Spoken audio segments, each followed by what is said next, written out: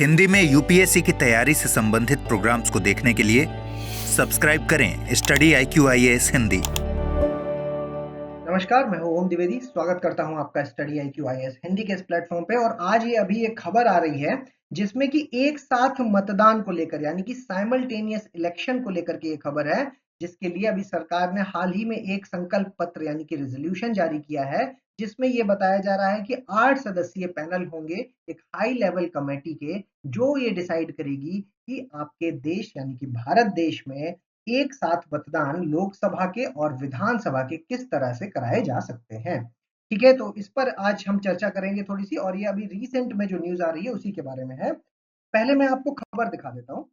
खबर देख लीजिए कि Amit Shah, Adhir Ranjan Chowdhury in the 8 member panel on the simultaneous election. Simultaneous polls का मतलब हुआ आपका एक साथ चुनाव। ठीक है, ये जो हाई लेवल कमेटी है वो एग्जामिन करेगी और रिकमेंडेशंस देगी जल्द से जल्द, ताकि आपके जो साइमल्टेनियस इलेक्शंस हैं, एक साथ जो आपका विधानसभा और जो लोकसभा है उसमें साथ में चुनाव कराए जा सके। तो ये आप खबर देख पा रहे हैं, और जो रेजोल्यूशन ये देख रहे हैं आप, 2 सितंबर की खबर है, अभी 7:08 पर ये खबर आई है। ठीक है, और ये देखिए, ये रेजोल्यूशन है वो जिसके बारे में मैं बात कर रहा हूँ। ये गैजेट ऑफ इंडिया की फोटो में आपके लिए लेकर आया, जो कि ministry of law and justice legislative department का के द्वारा जारी किया गया रेजोल्यूशन है 2 सितंबर का।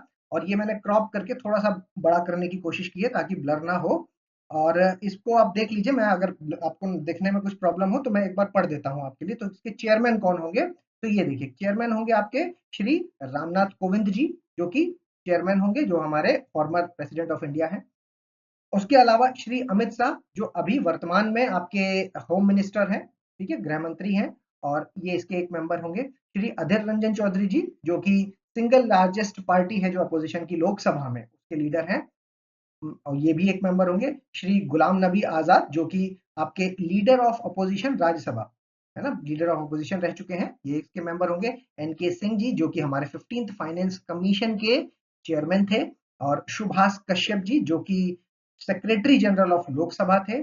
और हरीश साल्वे, जो कि सीनियर एडवोकेट हैं। और श्री संजय कोठारी, जो कि चीफ विजिलेंस कमिश्नर है। ठीक, तो ये आपके जो मेंबर्स हैं उनके नाम मैंने आपको बताए। ठीक है, अब जो मेन बात, जो खबर आती है जिसकी वजह से हम इसको पढ़ रहे हैं, कि हमारे यूपीएससी पॉइंट ऑफ व्यू से ये बार बार ये खबर जो आ रही है, तो इसका क्या रोल हो सकता है उसको भी थोड़ा सा देखेंगे। और हमारी चर्चा को आगे बढ़ाने से पहले मैं आपको एक इंपॉर्टेंट इन्फॉर्मेशन दे देता हूँ हमारे P2I बैच के बारे में। ये बहुत ही शानदार बैच है, जो कि आपकी बाइलिंगुअली और आपका जो अंग्रेजी भाषा हो गई और आपका जो हिंदी, तीनों ही भाषाओं में आपके लिए उपलब्ध कराया गया है। ये सितंबर बैच है और एक मॉर्निंग बैच है। इसकी शुरुआत 11 सितंबर से हो रही है। डेट आपको याद होनी चाहिए, 11 सितंबर इसकी डेट है। सुबह के 8 बजे से ये बैच शुरू होगा। अगर आप इसमें एडमिशन लेना चाहते हैं तो देर अब मत करिए। और इसमें फीस अगर मैं बताऊं आपको तो 29,999 हो जाएगी, अगर आपने मेरा कोड ओम लाइव का इस्तेमाल कर दिया। इसके बहुत सारे अनेक फीचर्स हैं, जिसमें सबसे इंपॉर्टेंट फीचर की अगर मैं बात करूं तो वो है आपका जो जब आप प्री पास करते हैं, प्री फाउंडेशन की तैयारी हम कराएंगे, और उसके बेसिस पर जब आप प्री पास करेंगे, उसके बाद मेंस और इंटरव्यू के लिए हम आपको यहाँ स्टडी IQ की तरफ से आपको गुड़गांव या दिल्ली में बुला लिया जाएगा, और यहाँ उसकी तैयारी करवाई जाएगी। ठीक है, इसके रहने का खर्च, खाने का खर्च, लाइब्रेरी, किताबें, A to Z सारा खर्च है जो वो आपका स्टडी IQ वहन करेगा। तो शानदार बैच है, इसमें जल्द से जल्द आप एडमिशन लीजिए। चलिए अपनी चर्चा को आगे बढ़ाते हैं। और सबसे पहले आपके दिमाग में जो सवाल आ रहा होगा वो ये है कि भाई ऐसा हम क्यों कर रहे हैं, क्यों हम इस चीज में आ रहे हैं। तो ये जो पहला सवाल है कि क्यों कर रहे हैं, तो उसका आंसर अगर मैं बताऊं आपको, तो देखिए, अभी कुछ दिन पहले नीति आयोग की एक रिपोर्ट आई। ठीक है, और उसमें ये बात लिखा कि भारत है जो, वो हमेशा, भारत आपका हमेशा ही क्या रहता है, इलेक्शन मोड में रहता है। ठीक है, इलेक्शन मोड में रहता है। इसका मतलब हुआ क्या कि अगर इलेक्शन मोड में रहेगा तो उससे क्या है कि जल्दी जल्दी इलेक्शंस होंगे, है ना। आपके कभी आप देख रहे हैं तो विधानसभा में इलेक्शन हो रहे हैं, कभी लोकसभा के होते हैं, कभी आपके छोटे इलेक्शंस भी होते हैं, है ना।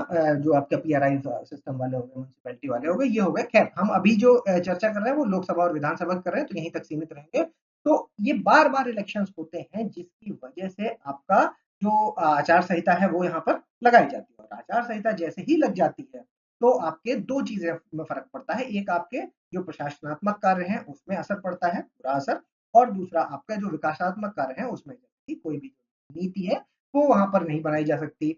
तो ये सारी चीजें यहाँ पर देखने को मिलती है। इसके अलावा तरह तरह के जो वादे हैं, जैसे कि फ्रीबीज से रिलेटेड, फ्रीबीज के लिए वादे हैं जो वो किए जाते हैं, जो कहीं ना कहीं आपके जो एडमिनिस्ट्रेटिव वर्क है उसको रोक देते हैं। तो अगर मैं इसके फायदों की बात करूं, है ना, अगर हम ये बात करते हैं कि भाई इससे क्या फायदे होंगे, ठीक है, तो अगर हम इसके फायदे की बात करें तो फायदे होंगे इसके कि इसका जो खर्च है, जो आपका लोकसभा के इलेक्शन कराने में खर्च होता है, विधानसभा के इलेक्शन फिर से हो रहे हैं तो दोबारा से वो सारी चीजें खर्च होती हैं, सारी आपकी सिक्योरिटी पर्सनल है वो तैनात किए जाते हैं तो उनका ऊपर खर्च, आने जाने का खर्च, उसके बाद जो एडमिनिस्ट्रेशन है वो पूरा इधर से उधर आता है। तो ये सारी जो खर्च है उसको यहाँ पर क्या घटाया जा सकता है, ठीक है। तो एक तो ये बहुत बड़ा सुधार होगा। इसके अलावा समय का बहुत बड़ा बचत होगी, समय की, है ना, क्योंकि एक साथ अब जब एक ही चीजें हो जाएंगी, दोनों चीजें एक साथ ही हो जाएंगी, तो बहुत सारा समय बचेगा जो कि आप अपने प्रशासनात्मक कार्यों में या आपके जो विकास के कार्य हैं उनमें आप लगा सकते हैं, नीतियां बना सकते हैं, सुशासन पर काम कर सकते हैं। अगर मैं एक लाइन में कहूँ तो आपका जो सुशासन है, ठीक है, उस पर आप काम कर सकते हैं। तो ये चीज है इसके फायदे के बारे में। अब जो दूसरी चीज आपके दिमाग में आ रही होगी वो ये है कि क्या ये पहली बार हो रहा है ना, क्या ये पहली बार ऐसा हो रहा है कि एक साथ दोनों जो स्टेट के और जो लोकसभा के हैं वो चुनाव कराने की बात कही जा रही है? तो देखिए ऐसा बिल्कुल भी नहीं है। ऐसा नहीं है कि ये पहली बार हो रहा है। अगर हम आजादी से अभी तक की बात करें तो साइमल्टेनियस इलेक्शन की जब हम बात करते हैं तो आपको वो समय याद करना होगा जो कि 1951 से लेकर के 67 का समय है। इस समय में अगर आप देखेंगे तो इस समय कांग्रेस जो पार्टी हुआ करती थी उसका काफी वर्चस्व था, और स्टेट में और आप कह सकते हैं कि सेंटर में, सेंटर और स्टेट दोनों ही जगह पर लगभग लगभग कांग्रेस का एक अपना बहुमत हुआ करता था। और ज्यादातर जगहों पर आप ये कह सकते हैं कि मैक्सिमम जगहों पर जो है वो आपकी कांग्रेस की सरकार हुआ करती थी। और उस समय में आप देखेंगे कि साइमल्टेनियस इलेक्शन दोनों ही स्टेट में और लोकसभा में साथ में ही हुए, ठीक है। तो ये चीज यहाँ पर देखी गई, लेकिन 67 के बाद दौर बदला और स्टेट्स में क्या हुआ कि स्टेट्स में सरकारें जो है वो गिर गई तो बीच में इलेक्शन कराने पड़े। ये बात मैं आपको थोड़ा सा एग्जांपल से समझा देता हूँ कि सरकार गिरी तो इलेक्शन क्यों कराने पड़े। मतलब आप ऐसे समझिए कि ये हो गया आपका केंद्र, उसके बाद ये स्टेट, एक स्टेट, दो, तीन, चार और पांच भी ले लो, ठीक है, ये पांच है मान, अब इनके सबके साथ में इलेक्शन हुए तो यहाँ, यहाँ और यहाँ ये भी ले, ठीक है। तो इन जगहों पर क्या है कि स्टेबल है, गवर्नमेंट स्टेबल है, तो 5 साल तक चलेगी ये तो सरकार, ठीक है। लेकिन यहां मान लीजिए कि 2 साल बाद गिर गई और यहां मान लीजिए कि 3 साल बाद गिर गई, तो जब ये 2 साल और 3 साल बाद बीच में गिर जाएगी सरकार तो यहाँ पर 2 साल के बाद इलेक्शन कराना मजबूरी हो जाएगी, और वैसे ही यहाँ पर भी 3 साल के बाद इलेक्शन कराना मजबूरी हो जाएगी। इस तरह क्या हुआ कि सभी स्टेट्स में अलग अलग दौर स्टार्ट हो गया कि कभी किसी स्टेट के चुनाव हो रहे हैं, कभी दूसरे स्टेट के हो रहे हैं। तो हर वक्त आप देखेंगे कि हमारे देश में चुनाव चलते रहते हैं, ठीक। तो इस तरीके से ये चीजें आगे बढ़ी। अब जब हम बात कर ही रहे हैं तो एज ए यूपीएससी एस्पिरेंट आपको दो आर्टिकल्स के बारे में पता होना चाहिए। ये आर्टिकल है आपका अनुच्छेद नंबर कौन सा, 83 का 2, और दूसरा अगर हम विधानसभा के बारे में बात करें तो 172 का फर्स्ट पार्ट, ठीक है। यहां पर ये कहा गया है कि जो लोकसभा का लोकसभा का जो नॉर्मल टर्म होता है वो कितना होता है, वो 5 साल का, ठीक है, 5 साल का होता है। वैसे ही यही चीज यहाँ है जो विधानसभा के लिए कही, ठीक, ये बात यहाँ पर ये, तो ये दो अनुच्छेद हैं जो इनको भी आप याद रखें, ठीक है।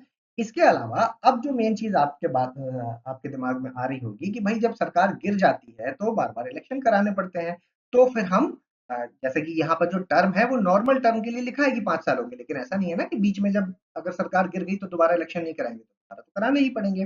तो इसका सॉल्यूशन क्या है? तो जो सॉल्यूशन की अगर हम बात करते हैं तो दो चीजें आपके दिमाग में आएंगी कि देखो भाई एक बार आप अमेंडमेंट कर लो, है ना, एक बार संशोधन कर लो, अमेंडमेंट कर लो, और उसमें क्या करो कि एक साथ इलेक्शन करा दो, एक साथ इलेक्शन करा दो। इस बात को मैं दोबारा से समझा देता हूँ। एक बार अमेंडमेंट करके, जैसे मान लीजिए कि कोई स्टेट है जहां पे अभी 2 ही साल हुए हैं, तो अमेंडमेंट ऐसा कीजिए कि एक साथ चुनाव करा ले कि भले ही 2 साल हुए लेकिन इसको एक बार अमेंडमेंट करके सरकार को हटा के वापस से चुनाव करा करके जो जब आपके लोकसभा के चुनाव होंगे उसके साथ में ही सारे स्टेट्स के चुनाव एक साथ करा लो, ठीक है। तो क्या है कि वो जो सिस्टम है 5 साल एक साथ कराने वाला वो शुरू हो जाएगा जो कि 5 साल के लिए चलेगा, ठीक है। दूसरी चीज जो आपके दिमाग में आ रही होगी वो ये है कि सर एक बार अगर करा भी लिया तो ये क्या गारंटी है कि आगे ऐसा नहीं होगा, क्योंकि ऐसे आपने राष्ट्र में देखा ना, कि भाई बीच में सरकार गिर जाती है। एक बार अगर करा भी लिए तो बीच में फिर से तो गिर सकती है, तो उसके लिए जो दूसरा सॉल्यूशन है वो भी यहाँ पर करा जा सकता है कि एक बार चुनाव करा लो पहले तो। दूसरा सॉल्यूशन यहाँ पर ये होगा कि आपको ये सुनिश्चित करना होगा कि अगर सरकार 2 साल के बाद मान लो गिर गई, तो बचा हुआ जो पीरियड है, ठीक है, बचा हुआ जो पीरियड है, उस बचे हुए पीरियड में ही जो नई सरकार आएगी वो सिर्फ उतना ही जो टेन्योर है उनका उतना ही टेन्योर होगा, ठीक है, वही सर्व करेगी वो। मतलब कहने का कि मान लीजिए कि कोई सरकार जो 5 साल के लिए चुनी गई थी वो 2 साल बाद गिर गई, तो जो अगली दोबारा से चुनाव कराए जाएंगे वो सिर्फ 3 साल चलेंगे, जिससे कि क्या है, ये 5 साल वाला जो आंकड़ा है वो 7-7 चलता रहेगा। ठीक है, तो ये कुछ सॉल्यूशन इसके हो रहे हैं। अब यहाँ पर जो सवाल आता है वो ये है कि भाई स्टेट्स राजी क्यों होंगे, स्टेट्स है जो इसके लिए राजी क्यों होंगे, ये वाला एक सवाल आता है जो कि एक अपने आप में क्वेश्चन मार्क है, क्योंकि यहाँ पर जो कहा जा रहा है, जो अपोजिशन है जो इसको इसके विरोध में है, उनके लिए उनके द्वारा जो कहा जा रहा है वो ये है कि ये आपका जो फेडरल सिस्टम है, आपका जो संघवाद है, उसके लिए एक खतरा हो सकता है। क्यों? देखिए, 2 बातें हैं मेनली यहाँ पर। एक तो यहाँ पर ये कि जब सेंटर के साथ में, केंद्र के साथ में आप इलेक्शन कराएंगे, तो होता क्या है कि केंद्र के साथ जब इलेक्शन कराएंगे तो पीएम का एक अपने आप में एक अलग ऑरा होता है, ठीक है? पीएम का एक ऑरा होता है, और जब पीएम के साथ जब लोकसभा के चुनाव साथ में हो रहे होंगे तो इससे किसको नुकसान होने के चांसेस हैं? जो क्षेत्रीय पार्टियां होती हैं, ठीक है? जो क्षेत्रीय पार्टियां होती हैं, उनको यहाँ पर क्या है कि नुकसान होने के चांसेस हो जाते हैं। क्यों? क्योंकि अगर पीएम का ऑरा अगर बहुत ज्यादा है तो उससे क्या होगा कि विधानसभा में भी उन्हीं लोगों को वोट दिया जाएगा, उसी पार्टी को वोट दे दिया जाएगा जिस पार्टी को आपने सेंटर में चुना है, ठीक है? लेकिन जनरली हमारे यहाँ क्या होता है, हमारे यहाँ तो ऐसा बहुत बार देखा गया है कि आपका सेंटर में अलग सरकार होती है और आपके राज्य में अलग पार्टी की सरकार होती है, तो यहाँ पर जो क्षेत्रीय पार्टियां हैं उनको यहाँ पर नुकसान हो सकता है, तो इसलिए यहाँ पर एक खतरा बताया जा रहा है। और दूसरी बात यहाँ पर ये भी है कि भाई देखो, जो कॉन्स्टिट्यूशन है उसने 5 साल का पीरियड दिया है, ठीक है? तो जब कॉन्स्टिट्यूशन ने 5 साल का टाइम दिया है तो हम इसके साथ कॉम्प्रोमाइज क्यों करें, ठीक? तो ये वाली चीज। अब यहाँ पर देखना है कि ये जो हाई लेवल कमेटी अभी बनाई गई है, ये क्या ऐसा करती है जिससे कि राज्य हैं जो वो इस चीज पर राजी हो जाते हैं, यही देखना है। तो वो चीज हम भविष्य में देखेंगे, अभी फिलहाल मैं आपके साथ ये न्यूज है जो वो साझा करना चाहता था। तो अगर आपको ये न्यूज़ पसंद आई है तो प्लीज़ लाइक, शेयर और सब्सक्राइब कर दीजिए। इसके अलावा अगर आप मेरे साथ टेलीग्राम पे जुड़ना चाहते हैं तो ओम द्विवेदी स्टडी IQ को सर्च करेंगे तो आपको मिल जाएगा, या फिर इस QR कोड को स्कैन करके भी आप डायरेक्टली जुड़ सकते हैं। अगर आप स्टडी IQ में कोई कोर्स लेना चाहें तो उसके लिए आपको ओम लाइव कोड का इस्तेमाल करना है। जल्दी मिलेंगे अपने अगले लेक्चर में, तब तक के लिए धन्यवाद। हिंदी में यूपीएससी की तैयारी से संबंधित प्रोग्राम्स को देखने के लिए सब्सक्राइब करें स्टडी IQ IAS हिंदी।